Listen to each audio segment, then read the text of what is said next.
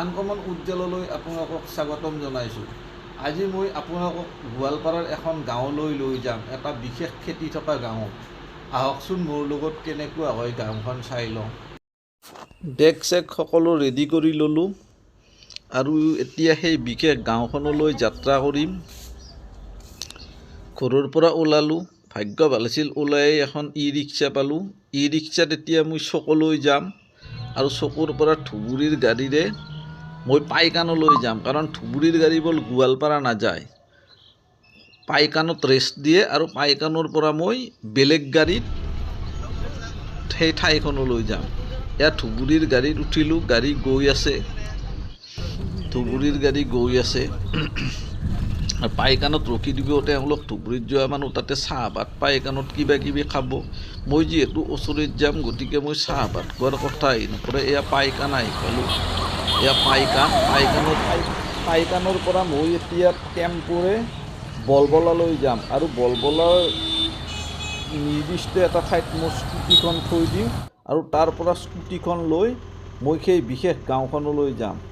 এতিয়া মই টেম্পুৰে বলবলালৈ গৈ আছোঁ। পাইকানৰ পৰা বলবলা বেছি দূৰ নহয়, দুটামান ষ্টপেজ আগতে বলবলা হয়। টেম্পত 20 টকা ভাড়া লয়। পাইকানৰ পৰা বলবলালৈ টেম্পত 20 টকা ভাড়া লয়, বেছি দূৰ নহয়। এয়া বলবলা ষ্টপেজত মই নামিলোঁ আৰু এতিয়া মই খোজকাঢ়ি মোৰ স্কুটিখন থকা সেই ঠাইটুকুৰালৈ যাম আৰু তাৰ পৰা স্কুটিখন ল'ম আৰু লৈ মই সেই বিশেষ গাঁওখনলৈ গুচি যাম। এয়া মই এতিয়া খোজকাঢ়ি মই স্কুটিখন আনিব গৈ আছোঁ। এই গলিটোৰে সোমাই যাব লাগিব, এই গলিটোৰে মই সোমাই গৈ আছোঁ আৰু ইয়াৰে এঘৰ মানুহৰ ঘৰতে মই মোৰ স্কুটিখন থৈ দিম আৰু তাৰ পৰা স্কুটিখন লৈ মই সেই গাঁওখনলৈ যাম। এই চেপা গলিটোৰে মই সোমাই গৈ আছোঁ আৰু ইয়াতেই আছে ভিতৰত মোৰ স্কুটিখন। আহকচোন।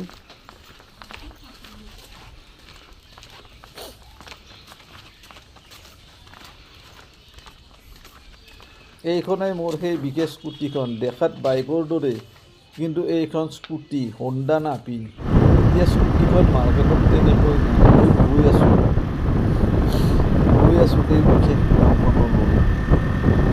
ধুনীয়া সেউজীয়া ঠাই, ৰাস্তাত গাড়ী মটৰৰ সংখ্যা খুব কম, মানুহৰ সংখ্যা খুব কম, ধুনীয়া পৰিৱেশ, চাৰিওফালে সেউজীয়া, বৰ ধুনীয়া ঠাই, চব সেউজীয়া পৰিৱেশ। ইয়াতে ৰখি দিলোঁ। এই ঠাইখিনিক বাইজুৰি বুলি কয় আৰু ইয়াতে মই এখন চাহ দোকানত মই চাহ খাম। ইয়াৰে চাহ দোকানবোৰ এনেকুৱাই, বৰ বিশেষ কেনেকুৱা বস্তু তেওঁলোকৰ নাথাকে। ইয়াতে সাধাৰণতে বইল কণী, বিস্কুট, বুট ভাজি, গোলফিংগাৰ এইবোৰেই থাকে। ইয়াতে ধৰক আমাৰ চাহ দোকানৰ দৰে তেনেকুৱা ৰসগোল্লা বা সেনেকুৱা মিঠাই মিষ্টি এইবিলাক সেনেকুৱা নবনায়ো বা বেছি বিক্ৰীও নহয়। ইয়াতে মই বইল কণী, বিস্কুট আৰু চাহ খাম আৰু তাৰ পৰা চাহ খাই 3-4 মিনিটমান ৰেষ্ট লৈ পুনৰ সেই গাঁওখনলৈ মই গুচি যাম। মোৰ চাহ খোৱা হৈ গ'ল আৰু মই এতিয়া এই মোৰ য'ত লক্ষ্য আছে, লক্ষ্য থকা সেই গাঁওখনলৈ মই গৈ আছোঁ পুনৰ স্কুটিৰে। বৰ বিশেষ মানুহ নাই ৰাস্তাত। এয়া ৰাভাচাৰৰ ঘৰ পালোঁ, ৰাভাচাৰৰ বাটতে এইবোৰ ধান মেলি দিয়া আছে। এয়া অসীম ৰাভাচাৰৰ ঘৰ পালোঁ। এইখন টাটা মেজিক, অসীম ৰাভাচাৰৰ ভাইটি পদ্মই চলায়। এয়াই অসীম ৰাভাচাৰৰ ঘৰ। ইয়াতে মই 2 ৰাতি 3 ৰাতিমান থাকিম। মোৰ সাধাৰণতে কাম থাকিলে মোৰ 3-4 দিন বা সেনেকুৱা কিবা বেছি ৰাতি থকা কাম থাকিলে মই ৰাভাচাৰত তাতে থাকোঁ, নহ'লে মই ঘৰৰ পৰা আপ ডাউন কৰোঁ। দিনতীয়া কাম হ'লে মই ঘৰৰ পৰা আপ ডাউন কৰোঁ। এয়াই অসীম ৰাভাচাৰ মোৰ কাৰণে অপেক্ষাত আছে। এয়া ছাৰৰ ঘৰ আহি পালোঁ। এইজনে অসীম ৰাভাচাৰ আৰু এওঁৰ ঘৰতে মই আহিছোঁ। গোৱালপাৰাৰ পৰা অলপ ভিতৰত তেওঁৰ ঘৰ। জিলাখন গোৱালপাৰা পৰে, মানে বলবলাৰ পৰা মোটামুটি 12 কিলোমিটাৰ সোমাই আহিব লাগে। গোৱালপাৰা নাপাওঁতে বলবলা পায়। বলবলাৰ পৰা 12 কিলোমিটাৰ ভিতৰত এওঁৰ ঘৰ বৰডাক বুলি কয়। এওঁৰ এতিয়া খেতি আছে, আমি সেই খেতি চাব গৈ আছোঁ। এতিয়া আমি এই খেতি চাব গৈ আছোঁ এওঁৰ লগত। এয়া অসীমৰা বাচাৰ আগত গৈ আছে। এইবোৰ আপোনালোকে দেখিছে, এইবোৰ সকলোবোৰ ৰবৰৰ গাছ পৰা বনায় আৰু এই গাছবোৰৰ পৰাই সেই ৰবৰবোৰ উৎপন্ন হয়। এইবোৰ ৰবৰ বাগান ইয়াতে বহুত আছে, এনেকুৱা ৰবৰ বাগান। এয়া আপোনালোকে চাই লওক, এইবোৰ এনেকৈ তাৰমানে ইয়াৰে এনেকৈ আঠাটো উলিয়াই, এইটো আপোনালোকে দেখিছে নহয়, এনেকৈ তাৰমানে ইয়াতে আঠাটো এইটো উলিয়াই আৰু এই আঠাটোৰ পৰাই আৰু কিবা কিবি কেমিকেল দিয়াৰ পিছত ৰাবাৰ হয়। ছাৰ কি দেয়নো ইয়াতে? এচিড দিব আৰু এচিড দিলে কি হ'ব না, ৰবাৰৰ চিট বনাই চিট বনাই স্মক কৰা হয়, স্মক হাউচত। তাৰপিছত বিক্ৰী কৰা হয়, তাৰপিছত ফেক্টৰীত যায়। ফেক্টৰীত আৰু বহুত কি কৰে এইবিলাক প্ৰচেছটো আমি দেখা নাই। ইয়াতে মেচিনো আছে, কিবা কিবি ৰাবাৰ বনা সেনেকুৱা চিটটো বনোৱাৰ কাৰণে মেচিন আছে। আৰু এইবোৰ ইয়াৰ পৰা কেজি হিচাপত লৈ যায়। এইফালে আছে আমাৰ ছাৰৰ খেতি পথাৰ আছে। এইবোৰ আপোনালোকে দেখিছে, এইবোৰ চব ৰবৰৰ গাছ, চব ৰবৰৰ গাছ। আৰু প্ৰতিটো গাছতে এনেকুৱাকৈ এটা এটা তাৰমানে পাত্ৰ থাকে। এইটো মই দেখাইছোঁ, এইটো এটা এটা এনেকুৱা পাত্ৰ থাকে। ইয়াৰ পৰা তাৰমানে এই আঠাটোৰ পৰাই সেই ৰবৰবোৰ উৎপন্ন হয়। এতিয়া আমি ছাৰৰ খেতি পথাৰলৈ গৈ আছোঁ। বৰ ধুনীয়া ঠাইবিলাক, বিৰাট ধুনীয়া, সকলোফালে সেউজীয়া ঠাই। ইয়াত পলিউশ্যন একেবাৰে নাই, গাড়ী ঘোঁৰা বেছি নাই, পলিউশ্যন একেবাৰে নাই। আৰু এই গাঁওবোৰত মানুহবিলাকো বহুত সহজ সৰল। এই গাঁওখন য'ত যিমান মানুহ আছে, এই গোটেই এলেকাটোত সকলোবোৰ ৰাভা জনগোষ্ঠীৰ মানুহ, আমাৰ অসমীয়া, আৰু মানুহবিলাক খুব সহজ সৰল। মই বহুত কেইবাৰ ইয়াত আহিছোঁ ছাৰৰ ঘৰত। মই আগতেও 5-6 বাৰমান থাকি গৈছোঁ।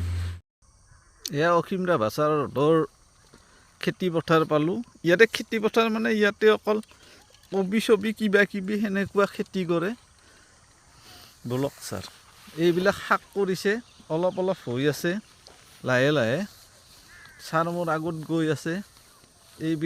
সেইবিলাক কবি পুলি দিছে, তেওঁ সেনেকুৱা। এয়া মটৰ,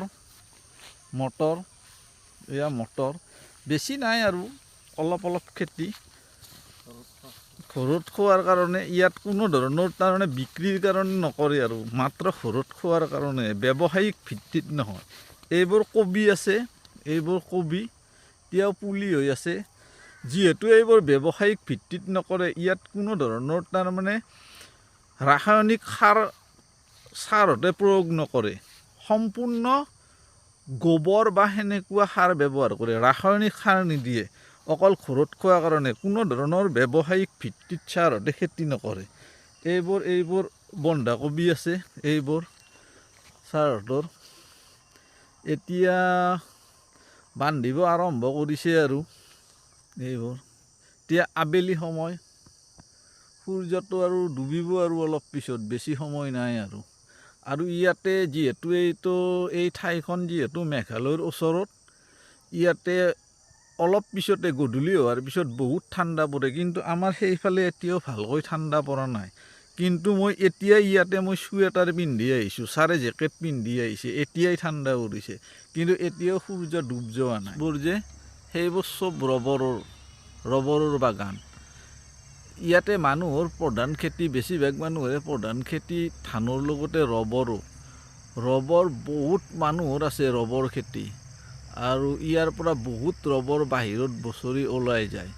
প্ৰায় সকলো মানুহৰে আছে আৰু ৰবৰৰ অলপ চলপ খেতি।